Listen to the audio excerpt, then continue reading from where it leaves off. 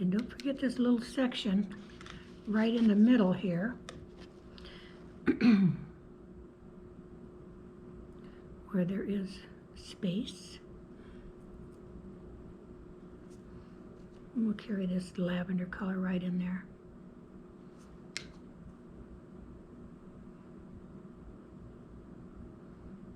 And at any time you want to create a little bit more dimension, you can use table salt to sprinkle on your wet paint. That will give it kind of a snowflake look when it's dry. But make sure that you are happy with your background before you add the salt. And sorry, I don't have any today. You want to make sure your paint is wet. And then once you have the salt laid down, don't touch it again until it's totally dry.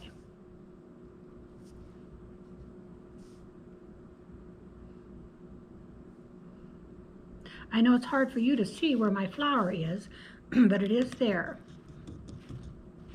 I'm going to continue on down with the clear water. It actually looks kind of pink now.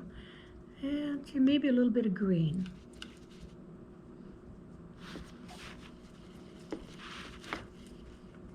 I'm using tube watercolor paints, and I really enjoy using them. You can just leave it on your palette once you're done, because with watercolor papers, you just add watercolors.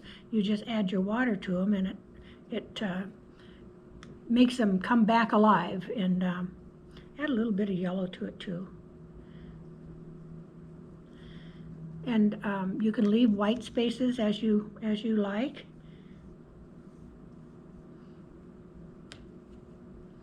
And just keep adding your background colors. And don't be afraid of watercolors. You just kind of have to relax, let them do their thing. Oops, forgot to add my water. There we go.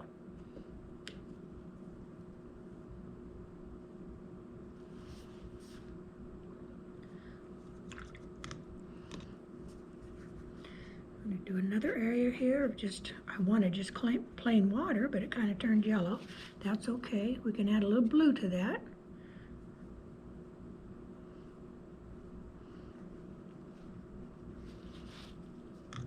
Maybe a little purple down here. I like daubing on the colors of the watercolor. You can also stroke it if you want, but the daubing kind of creates that muted look, and I think it gives it some character.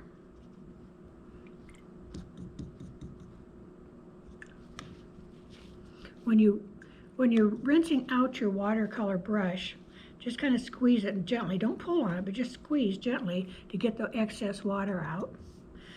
And then we'll finish this background up by wetting the rest of the background. Oh, there's my blue doing a happy dance.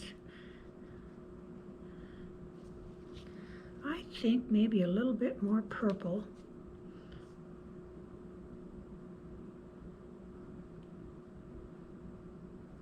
Add it in with the blue. When you're touching different colors, make sure that you use colors that will blend together, like red and blue would make purple, yellow and blue would make green, that sort of thing. It kind of helps to know your color mixtures. Otherwise, you may end up with just a brown background.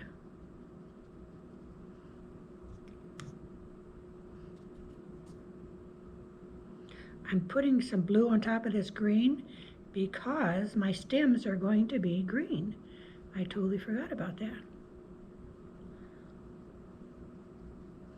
And at any time you feel like you have too much water in one space, you can just double up your paper towel or a Kleenex and blot it.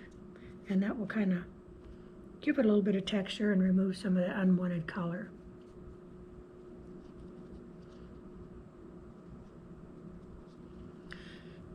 And I see my background here at the top looks a little pale. So I'm going to go back in with a little bit, and it's pretty well dry, And I'm just going to add a little bit more color here to it.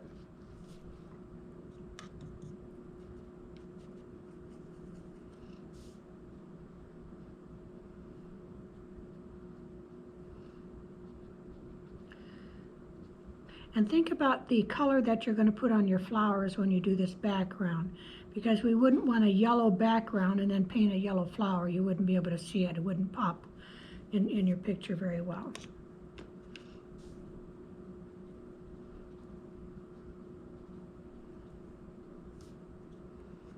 And then you can just tinker with your background until you have it the way you want it.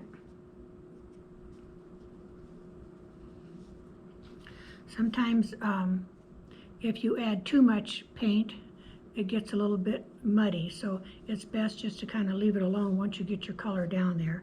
Then you can always come back and add more color later when it's totally dry. Okay, now we have our background pretty well done.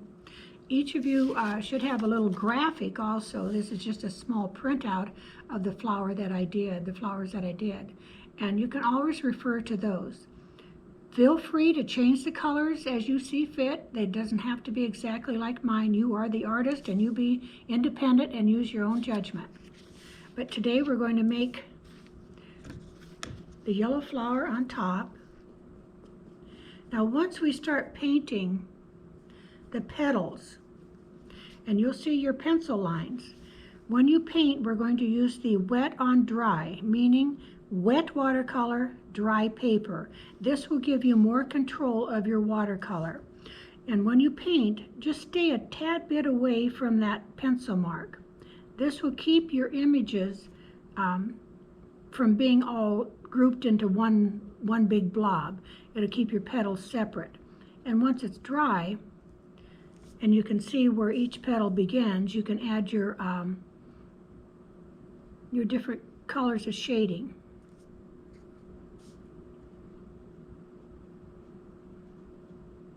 So as you can see, I hope you can see this, where the pencil marks are, I'm leaving kind of a white line so you can separate your petals and know where to put your shading. You don't want to add a lot of water because we want these flowers to be darker. And the less water you use, the darker your paint's going to be. I'm going to get the basic yellow shape all painted. And I don't worry about the pencil marks. Some people do.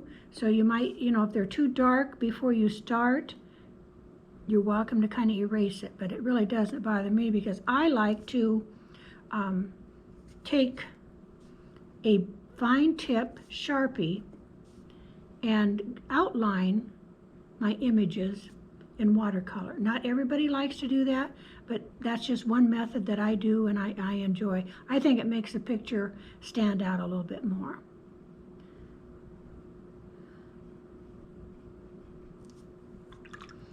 Okay.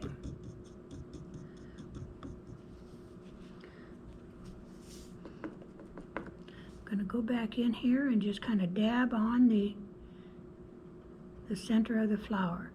My paintbrush isn't totally smooth, it's kind of separated.